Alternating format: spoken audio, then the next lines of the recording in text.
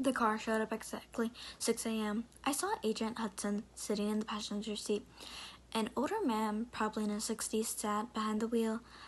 I had never seen him before. I got in the back seat and smelled the cologne, and the freshener filled the car. A pleasant combination, like vanilla and flowers. I looked at the older man in the rearview mirror. He smiled at me, his dark eyes meeting mine. He stared at me for a long moment.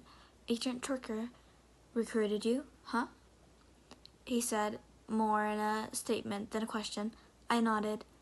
He's a good man, Stretcher. He recruited me, too, all those years ago. My name is Al, by the way. I'm semi-retired, but I still drive for the company, he said, using the informational name from the CIA.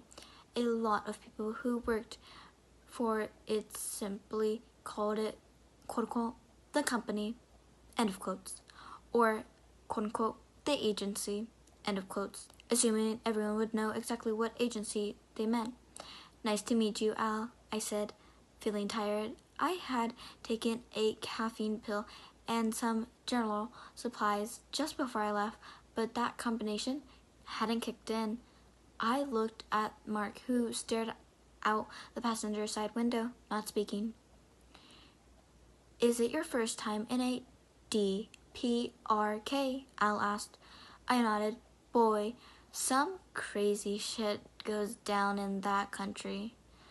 My dad was in the Korean War. Have you ever heard of a Jawiskin?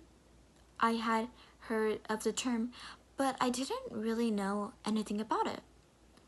Now, I grew up in the USA. I speak Korean. My family taught it to me, but I don't really know the urban legends, I said. His eyes narrowed as he drove down the highway towards the military airport. This is no urban legend, he said critically. The Wublin is real. My dad actually saw one when he was on guard duty. He said he was alone on the watchtower. Their company had taken heavy losses. Usually, they had 2 people on guard duty, but until reinforcements arrived, he had to do it alone. He mostly had chain smoke cigarettes and drink caffeine. He said nothing had really happened. Then one night, something finally did. It wasn't North Korea behind it. He saw women walking out of the trees, each one of them in a white funeral gown. They had string black hair covering their faces, and he couldn't see their eyes. He didn't even know how they saw to move forward. Their hair went down past their chest, and they seemed, well, strange, inhuman even. He called out broken Korean, telling them, this is a military outpost, and they need to turn back immediately. They just kept walking, going farther and farther now, their movements jerkily and unnatural. He knew something was wrong.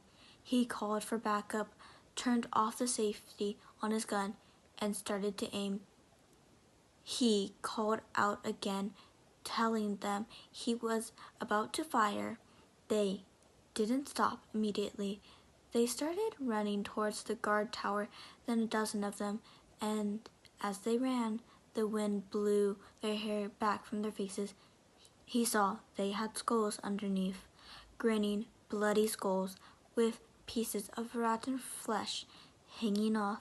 They were barefoot, and he saw the bones in their feet from where the skin and muscle had worn away.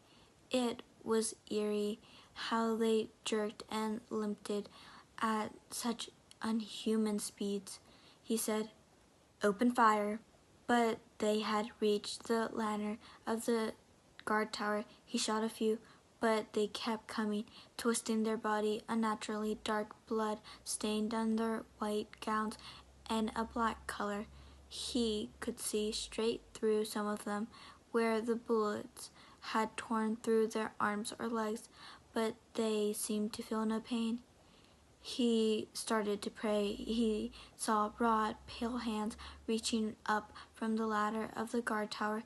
Without thinking, he jumped a fairly long fall, he said, but he rolled and only ended up breaking 3 fingers and his arm and spraining his ankle. In immense pain, he tried to run as fast as he could, but the reinforcements arrived. By the time they got to the tower, they could only find trails of dark, cloven blood and some stringy black hair still on the deck where my father had been. He stopped talking, taking the exit to the airport. The silence in the car seemed devastating.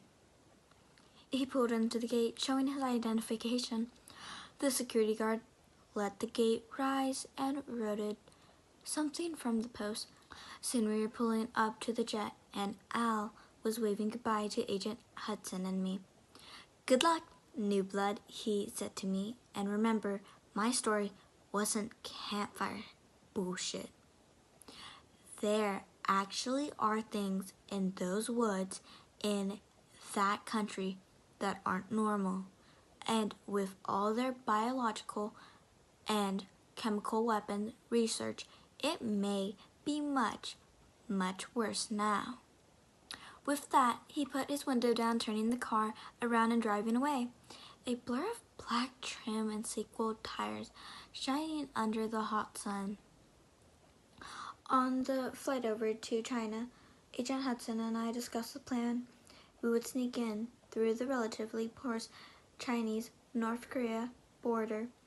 That at the same exact time, when the guards were being changed, we had about 5 minutes window where the departing guard would brief and arriving guard in the station watchtower before coming back out. Moreover, we would be armed with various weapons in addition to the Glock 30 I always carried on my shoulder holster. Under my suit on the plane, we had 2 Hustler and Glock H2 416 rifles equipped with both fully automatic and semi-automatic switches. We had pre-filled magazines and DUMS, special bullets that had expand on impact and create catastrophic tissue injuries in any enemy we encountered. In addition, we had grenades, lots of rounds, blue M67s that would fragment and explode across the area 40 feet wide, and we had 2 very small guns with special needles filled with elipone, a quick-acting impulse usually used to sedate elephants or large mammals that would instantly put down a normal human. We also had optical against, so the person wouldn't stop breaking after receiving Adderall. If we found any North Korean scientists or high-ranking officials, we thought we could take them out alive. We were supposed to find using the tranquilizer gun, though it was a secondary priority. If we could get them closer to the border, then a few military agents would be in place to grab the hostages from us. The North Korea border guard could be killed if the hostage was deemed valuable enough. This was all off the books, and if we were captured and tortured, the U.S. would immediately deny any involvement or knowledge and say they were lone wolves or mercenaries. Before we knew it, we were landing in China in an airfield, surrounded by lush trees. A Chinese driver who didn't speak a lick of English was there waiting for us. He took off quickly. I looked back at the sleek metal jet, wondering if I would see it again. He dropped us off seemingly in the middle of nowhere. We were in a deserted dirt road with deep depths and large stones scattered all off. Next to us, a thick, dark green forest loomed rising up into the mountain that stood like watching giants overhead.